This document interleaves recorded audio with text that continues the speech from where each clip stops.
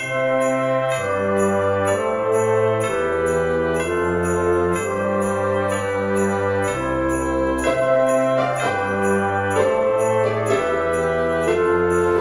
de questions.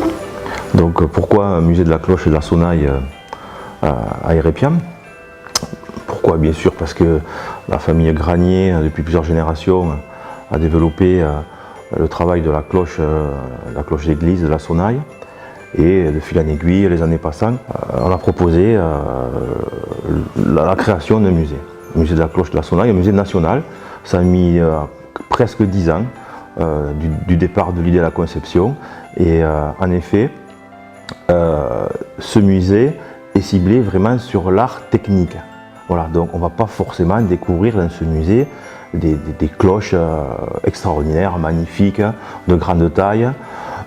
On va découvrir en effet des cloches de différentes tailles, qualités, mais c'est surtout un musée qui est vraiment adapté à la conception et à la fabrication, pour que le visiteur puisse s'imprégner du travail manuel et de la technique, donc du fondeur de cloches et du sonnailler.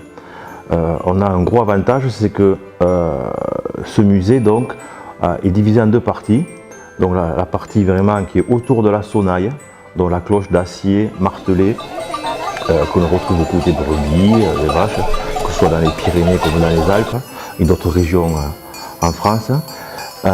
Donc ça c'est un travail à part entière qui est en gros du façonnage, du martelage. Tout ça c'est très bien expliqué dans le musée. On a des vidéos, on a l'endroit où je me situe actuel, c'est vraiment l'endroit de l'atelier du sonnailler où on peut voir derrière moi des gabarits de découpe, des vieux instruments, donc des bigornes, des cisailles. C'est très rudimentaire mais très efficace. Voilà, donc ça c'est en gros la première partie qui explique aussi le travail du berger, de l'élevage. Donc c'est très complet autour du musée. La seconde partie, bien sûr, c'est tout ce qui est fonderie.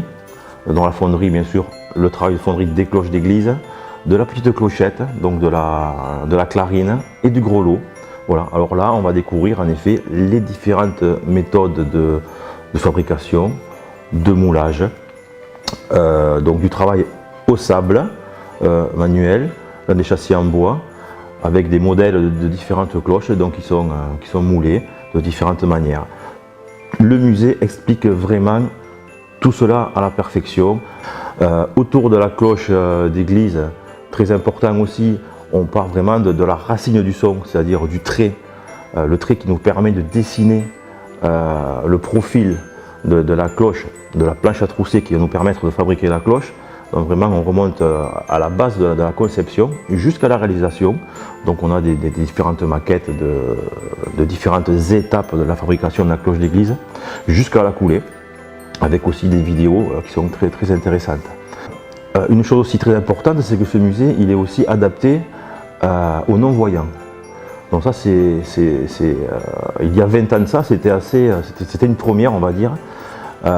Donc on a des écouteurs qui permettent aux non-voyants aussi de s'imprégner de certains sons, suivant leur déplacement dans le musée, et aussi des zones tactiles en braille qui leur permettent aussi de découvrir en effet les pièces exposées bien sûr devant eux qui ne peuvent pas voir. Donc ça c'est très original et c'est très important. Bien sûr on a accès à ascenseur pour le premier étage, c'est très bien aussi. On va couper parce que là je suis parti sur des tas de choses. Ça fait quoi, 1 minute à peine que je parle. Là j'ai improvisé mais on va peut-être repartir. Alors,